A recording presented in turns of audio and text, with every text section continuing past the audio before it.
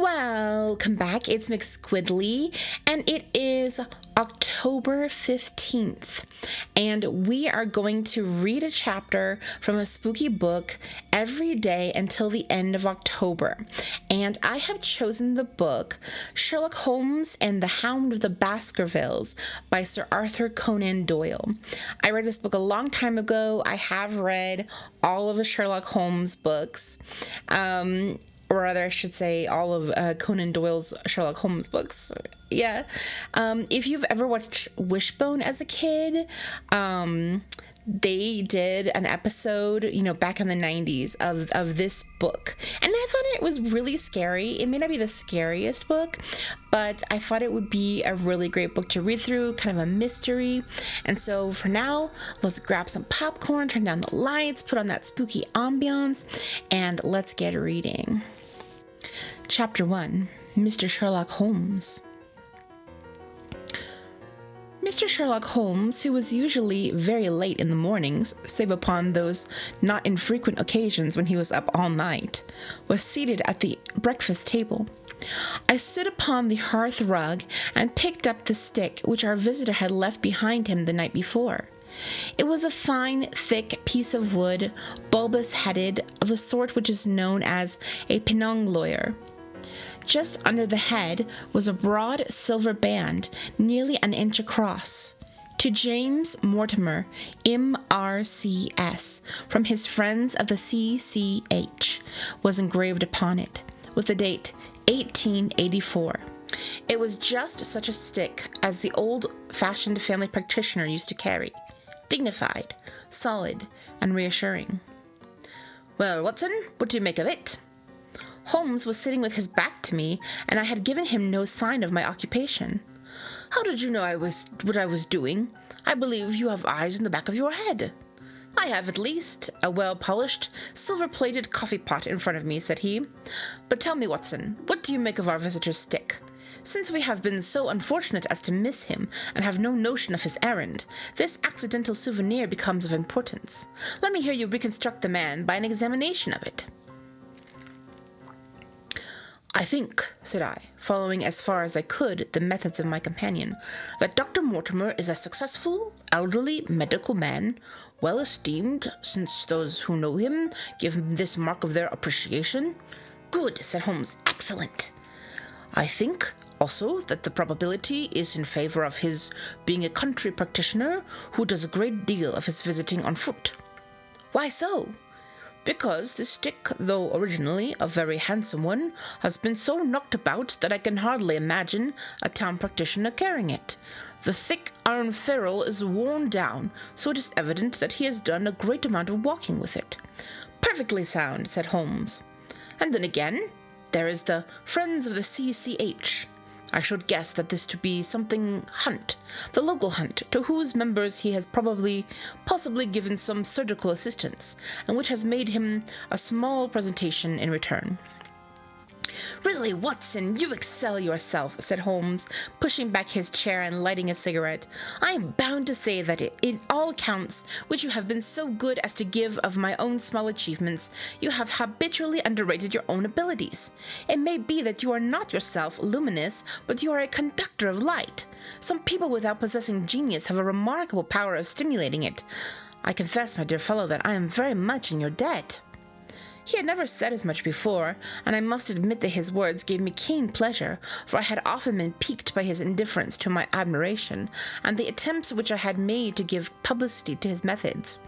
I was proud, too, to think that I had so far mastered his system as to apply it in a way which had earned his approval. He now took the stick from my hands and examined it for a few minutes with his naked eyes. Then, with an expression of interest, he laid down his cigarette, and carrying the cane to the window, he looked over it again with a convex lens. "Interesting, though elementary," said he, as he returned to his favorite corner of the settee. "There are certainly one or two indications upon the stick. It gives us the basis for several deductions." "Has anything escaped me?" I asked with some self-importance. "I trust there is nothing of consequence which I have overlooked." I'm afraid, my dear Watson, that most of your conclusions were erroneous. When I said that you had stimulated me, I meant, to be frank, that in noting your fallacies, I was occasionally guided toward the truth. Not that you are entirely wrong in that instance. This man is certainly a country practitioner, and he walks a good deal. Then I was right. To that extent. But that was all.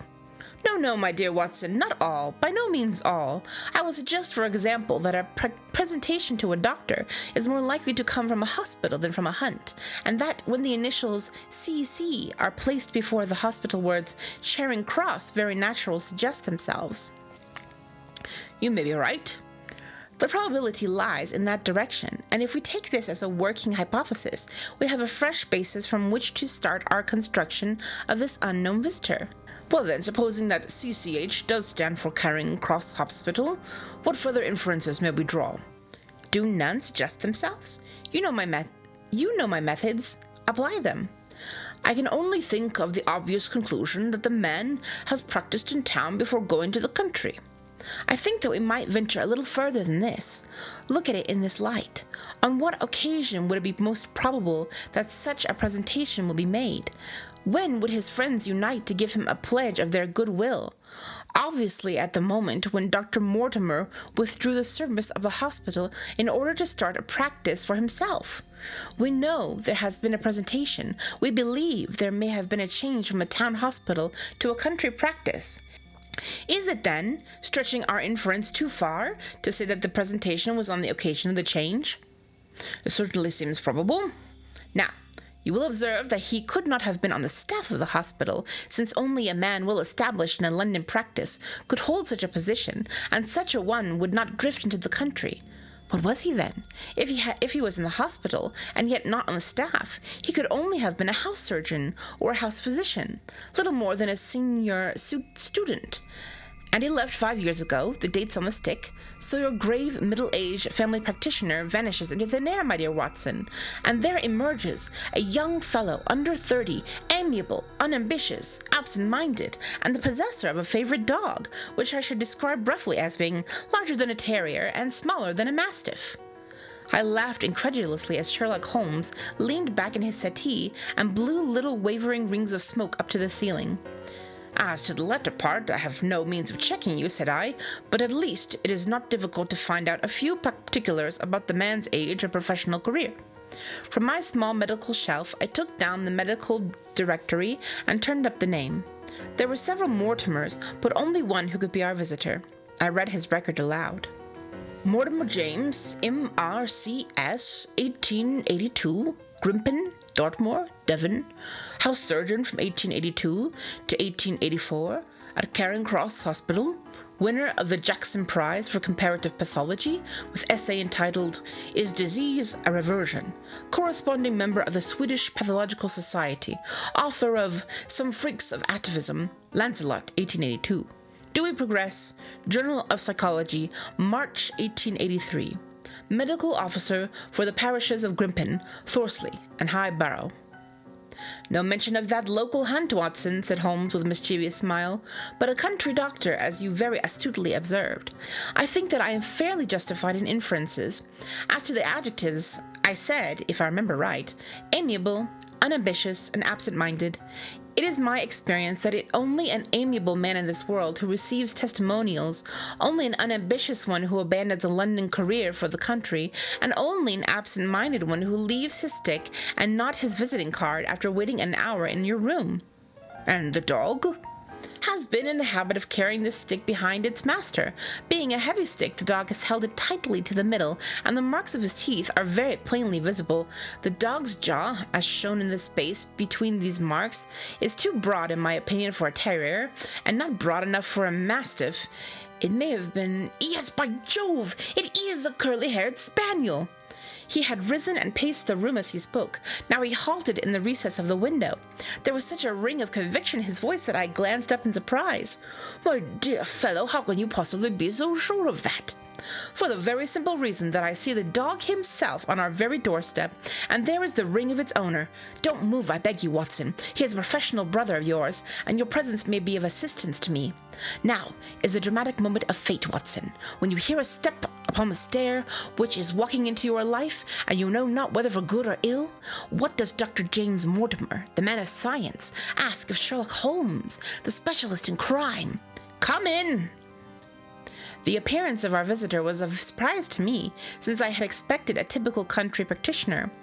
He was a very tall, thin man, with a long nose like a beak, which jutted out between two keen grey eyes, set closely together, and sparkling brightly from behind a pair of gold-rimmed glasses. He was clad in a professional but rather slovenly fashion, for his frock coat was dingy and his trousers frayed.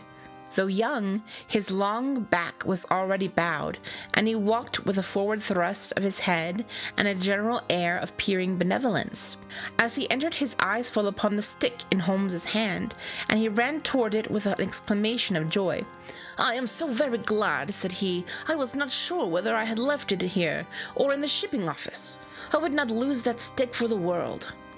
"A presentation, I see," said Holmes. "Yes, sir." "From the Charing Cross Hospital?" "From one or two friends there on the occasion of my marriage."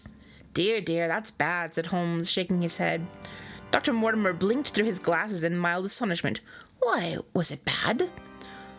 "Only that you have disarranged our little deductions. You're married, you say?"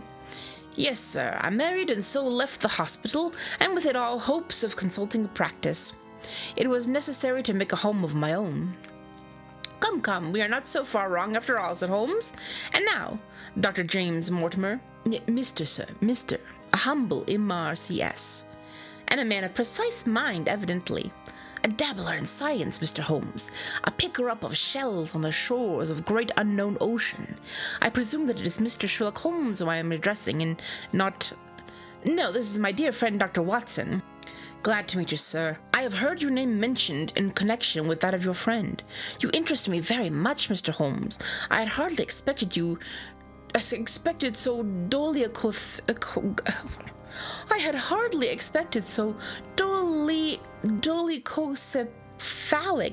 dolichocephalic a skull, or such well-marked supra-orbital development. Would you have any objection to my running my finger along your parietal fissure? A cast of your skull, sir, until the original is available, would be an ornament to any anthropological museum.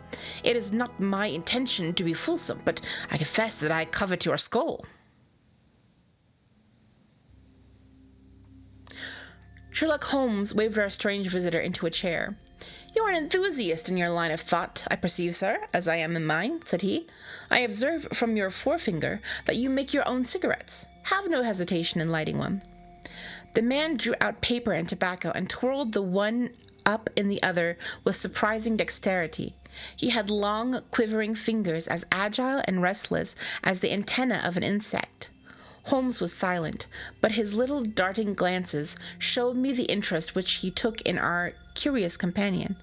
"I presume, sir," said he at last, "that it was not merely for purpose of examining my skull that you have done me the honor to call here last night, and again today." "No, sir, though I am happy to have had the opportunity of doing that as well. I came to you, Mr. Holmes, because I recognized that I am myself an unpractical man, and because I am suddenly confronted with the most serious and extraordinary problem, recognizing as I do that you are the second highest expert in Europe." "Indeed, sir? May I inquire who has the honor to be the first?" said Holmes with some asperity. "To the man of precisely scientific mind, the work of Monsieur Bertillon must always appeal strongly." "Then had you better not consult him?" "I said, sir, to the precisely scientific mind. But as a practical man of affairs, it is acknowledged that you stand alone." "I trust, sir, that I have not inadvertently—" "Just a little," said Holmes. "I think, Dr. Mortimer, you would do wisely if, without more ado, would kindly tell me plainly the exact nature of the problem is in which you demand my assistance." And we're going to stop there for now.